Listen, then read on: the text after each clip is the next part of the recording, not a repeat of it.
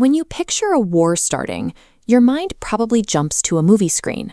You imagine heavy tanks rolling over borders, or landing crafts dropping their ramps on a crowded beach.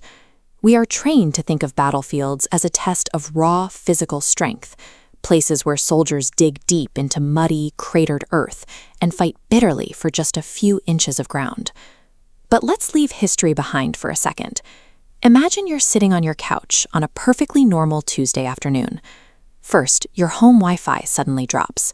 You try checking your bank account, but the application is completely frozen. Outside, the traffic lights go dark and cars begin piling up.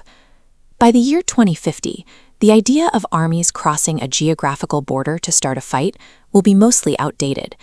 Instead, the real front line is the digital networks we rely on every single day to buy groceries, communicate, and keep the lights on. Because these strikes happen invisibly and silently, an entire country's infrastructure can be completely paralyzed. The population is trapped and cut off before anyone even goes on television to announce that a state of war exists. To understand how this silent takeover works, we have to look straight up. Future conflicts rely on two deeply connected layers: orbital space and digital networks. In military strategy, holding the highest piece of land has always been an advantage. Tomorrow's highest point is orbit. Military satellites wrap around the Earth, providing a constant, unblinking eye over every corner of the globe. This diagram shows how space connects directly to the ground. Up top, an orbital node relays commands, and that information flows downward. Those signals bypass physical walls and fences, moving straight into a civilian electrical grid to shut down key power junctions. Controlling space means you control the ability to deliver these crippling digital blows. If a nation loses control over those orbital networks, their situation becomes grim very quickly. Without satellite communication, their leaders cannot see incoming threats or talk to their own forces. They are completely blind, forced into a corner to defend whatever is immediately in front of them. Raw information and network access are the true weapons of tomorrow. A standing army of highly trained soldiers and heavy artillery is useless if their computer screens are black and their radios are silent. Eventually, physical force is required, but you won't see familiar formations of pilots flying fighter jets across the sky. Operations will be handed over to autonomous machines operating in what experts call swarms. We are talking about thousands of coordinated robotic drones moving at the exact same time through the air, across the ground, and under the water.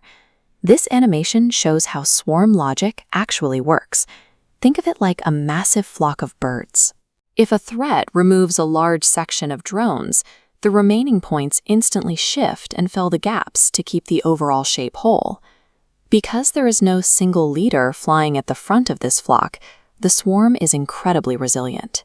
It can absorb massive losses that would break a traditional human unit, and it will just keep pushing forward to finish its assigned task without stopping to regroup. Human operators stay in secure command centers thousands of miles away, managing these fleets of machines like an air traffic controller overseeing a busy airport. To manage this massive flow of information, these operators might use advanced physical exoskeleton suits or neural links that feed battlefield data directly into their senses. The physical toughness of individual soldiers is quietly stepping back. In its place, victory relies entirely on how well machines coordinate with each other and how well humans can supervise those systems. But this raises a major logistical question.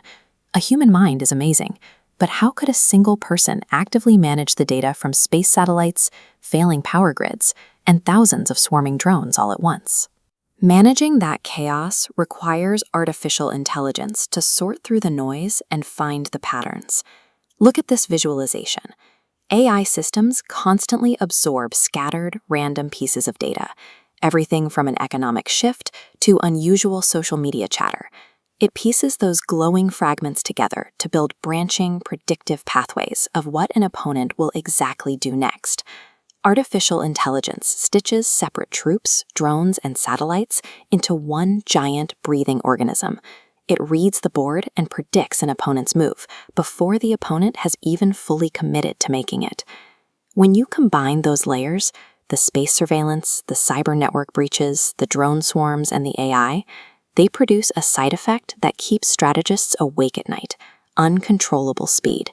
We are leaving behind the era where generals sit around a map table for days debating their next move. Tomorrow's tactical decisions are calculated and executed by computer code in fractions of a millisecond. This chart illustrates the terrifying gap we are creating. The slow, blocky steps at the bottom represent the time it takes for human leaders to verify intelligence, debate a response, and issue orders. The frantic, rapid wave over the top is the speed at which an AI recognizes a threat and reacts. If an algorithm misinterprets a piece of data within that gap, mistaking a harmless power surge for a cyber attack, it reacts instantly. That single mistake triggers a defensive strike, which leads to an automated counterstrike. A massive, interconnected conflict could break out, escalate, and cause real devastation, strictly due to a machine error, all before a human leader even has the chance to intervene. Heading into 2050, the real test of our technology is our ability to maintain a master off switch, ensuring that humans remain the final authority over how a conflict ends. If this look into the future gave you something to think about, tap the like button and subscribe to the channel. Ring the bell icon so you never miss an update, and thanks for watching.